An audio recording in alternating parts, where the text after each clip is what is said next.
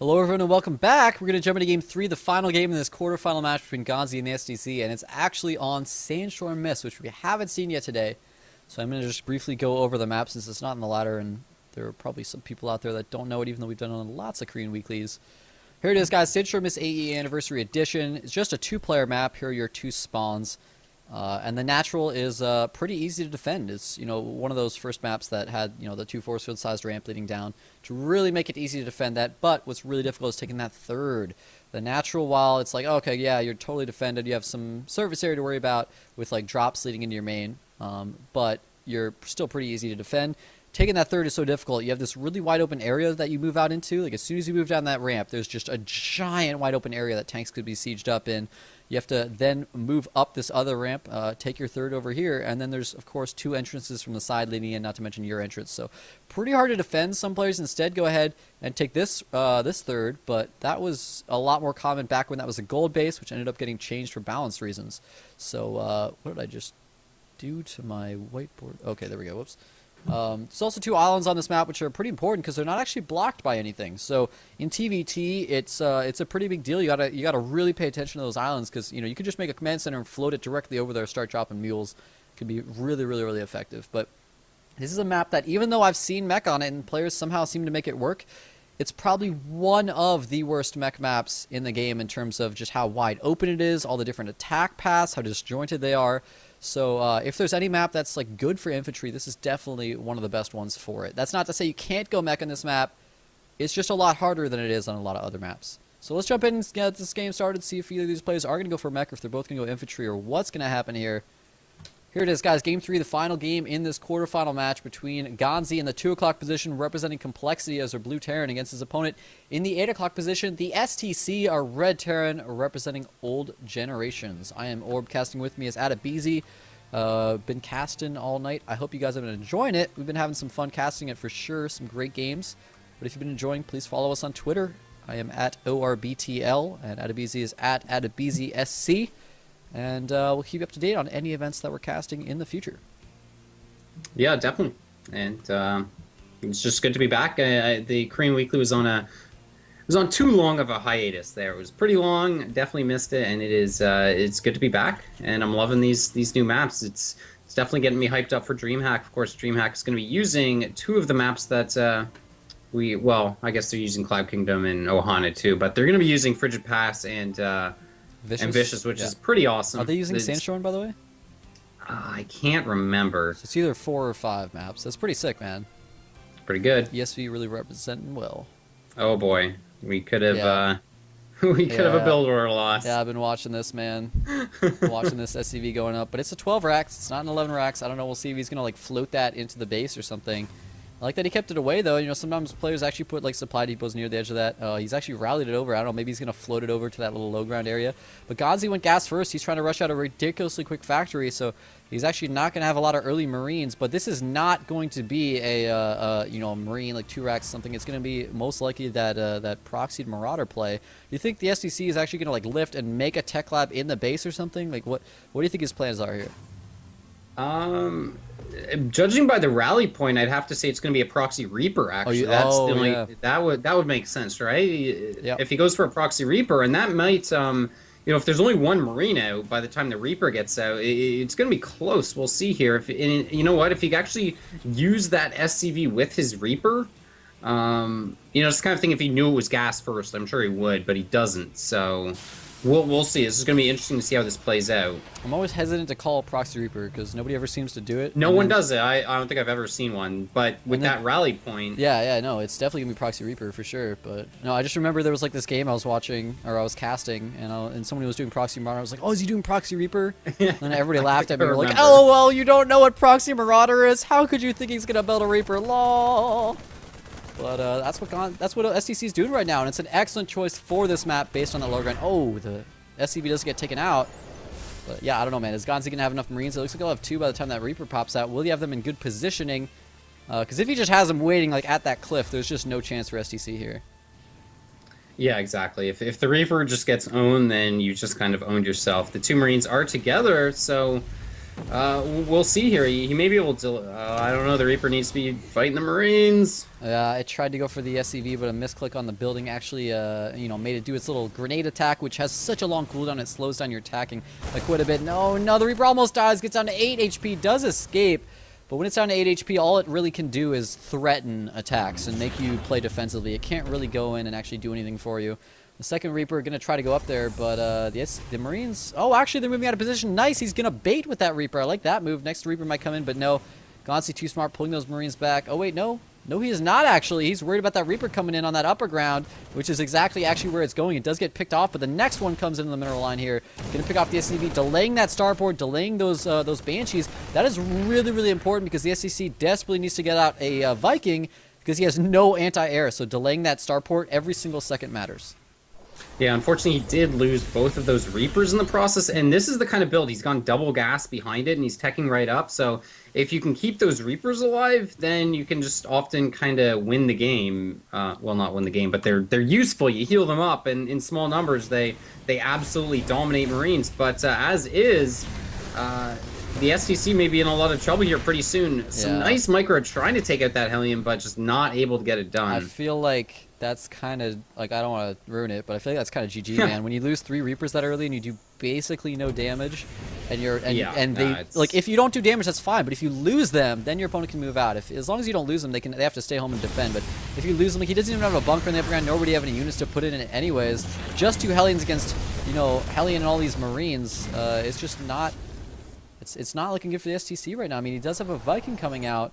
What did he make? A Banshee? Yeah, GanZi made a Banshee. He's got a command center behind this. Yeah. He's going to go into Marine tank here. Got that factory under the tech lab.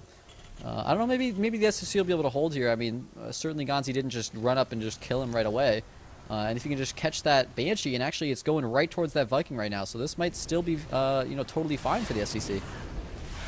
Yeah, and he does actually cut that off now. He should be able to keep it alive with the Marines. We'll see here. Will he actually be able to get over to it? This Viking might actually be able to kill one more hit, I think. I just can't quite get it. Yeah, can't quite indeed. Sad day for that Viking. Really want to kill that Banshee instead of letting it get home and get repaired. But that is life, man. Oh my god, the Viking! Nice targeting by GanZi. Picks that off. He does lose some of these Marines in the process, but picking off that Viking is so huge. This Banshee is doing so much now. Another Viking does come out, but cloak is actually on the way for the STC. So the STC having started out with that Reaper play into Vikings, knowing that GanZi went for a Banshee, is instead going to go for cloak of his own to try to really catch GanZi off guard. You know what? It might just work. Yeah, I mean, he may have turned the game around. If you look at the unit counting station, the only difference is basically the fact it's 1 Hellion versus 5 Marines, and now a tank just pops out. But if he is not ready for the Cloak Banshee, and this is the kind of thing where, if you just kind of get complacent and you don't worry about that delayed Cloak Banshee, you can just sometimes get completely crippled by it. But he is actually turning out Vikings. He's got Vikings at home, so the only issue is going to be if he doesn't have any energy for scans. His second orbital is just about done. So, he should be okay, but he's still got to be careful. Let's see if he drops those mules immediately. Oh, he does. Mule immediately goes down from the second orbital. First one, though, 15 seconds till energy. Let's see if that, it's going to come down to the Banshee timing. Does the Banshee get spotted? Where is his first Banshee? Okay, there it is, crossing across the map. So this timing could actually be really close. If that Banshee comes in and it's like, how good is GanZi's macro? Is he going to drop that mule right now? Oh, he's got 50 energy. If he drops that mule, he could be in some serious trouble. But if he waits, oh, his Vikings see the... Oh, no, and he actually gets so much damage onto that Banshee. Cloak goes off, but I believe, he didn't spend that energy, so he has the scan available. If that Banshee had come in just a couple seconds later, who knows what would have happened this game. But these 3 Vikings should be able to chase down this Banshee and take it out pretty easily if they just drop that scan right now. There it is. Scan goes down. Banshee can go down for sure. Second Banshee's on the way towards the natural, but the natural's already building up energy. He'll have enough for a scan. And with 3 Vikings, you can pretty much always, as long as you micro well, you can kill a Banshee in 1 scan with 3 Vikings. So this is just not looking good for the STC in terms of his Cloak Banshee harass. And the turrets are already getting built. That tank count is what's going to be getting out of control. 3 tanks to 1. So GanZi's just got to play a nice, calm, passive game here. And with this one Banshee, it might kill an SCV, but it's going to get taken out. And this was, once again, a hefty investment for something that, I love it. I love the choice of Cloak Banshee in this situation because you kind of got to do something to get back in the game. But, It didn't get him back in the game, really. Oh, He's still no. a fair amount behind. And here comes GanZi with an excellent timing attack. He already has siege mode done. He's got 3 siege tanks and a lot of marines. Whereas the STC, look at how much stuff he has in production. That's all stuff that's not going to be done in time. Combat shield, stim, +1, and siege mode. None of those are going to be done in time for this push. Maybe they'll finish during the attack or something, but this is just going to be absolutely brutal. I mean, three siege tanks to 2 that don't even have siege mode. I mean, I'm struggling to figure out how the STC could hold this off. He's going to need to really delay as long as possible with this bunker. He's probably going to end up having to pull SCVs. He does have a medevac, but so does GanZi. And GanZi has a Viking as well for that air superiority. Yep. It's just not looking good for the STC right now. Yep, Unsiege is up. Just going to continue pushing in here. A couple more reinforcing marines and a tank coming too. And STC in a ton of trouble. SCV's coming off the line here, but once again, he can't really afford to lose a lot of SCVs. And he lost all of his tanks at the exact moment siege mode finished, so really unfortunate for the STC there. +1 finish as well, but he has no more marines left. Stim and combat shield still not even done, and GanZi still has all 4 tanks still alive. His marine count dwindled, but that's alright. Marines aren't a big deal. They're really just there to buffer and support your tanks. If you still have 4 siege tanks set up, I mean, the STC, he might be able to set up this tank sieged up just to defend for a little while, but he's probably going to lose his orbital in the process, even if he saves it. I mean, he's making another one, but he's starting to lose marines. This siege tank is only going to essentially delay the inevitable right now. I just don't see how he can come back from this 92 food to 50 right now. Yeah, I mean, if it was a 1 base all in, you know, it's okay to float away your natural, but GanZi's got a thriving economy behind this, and he just will not be stopped, and he's going to be moving on. So that's pretty awesome. I'm sure Complexity is happy about that, but or little STC, you know, he's in a good spot, and his tank was on siege there. I'm sorry, that was just bizarre, but yeah, I agree with you. Yeah, it's you know, congratulations to GanZi and Complexity. I'm sure they are happy indeed. Moving on, you know, we haven't seen GanZi a lot in the Korean Weeklies. He hasn't played in them that much. And this is, you know, I don't know if it's the first one he's played in. I don't know if that's true. He's probably played in a couple others, but I don't know that he's had, like, you know, amazing results maybe in the past. But yeah, not really. Here, shooting right away to the semifinals very convincingly. He had like 2 O's before this, 2 O's, and then a 2-1 against the STC, an unbelievably respectable coL.GanZi. So yeah, congratulations to him. And that's the end of our cast for tonight, guys. I hope you enjoyed watching. Sorry that we got to stop, but that's the way it is. We'll be back tomorrow, same time, 6 p.m. Eastern, for the last 2 quarterfinal games, the semifinal best of 5s, and of course the finals. It should be a ton of fun. I hope you guys definitely tune in. For now, make sure to follow us on Twitter below our cameras here, ORBTL, and whoops, that way @BZSC, and also at the bottom. You can see the there, right? Yeah, over there, right, actually. Yeah. You can see down on that side. You can see the ESV @ESV TV @Korean Weekly.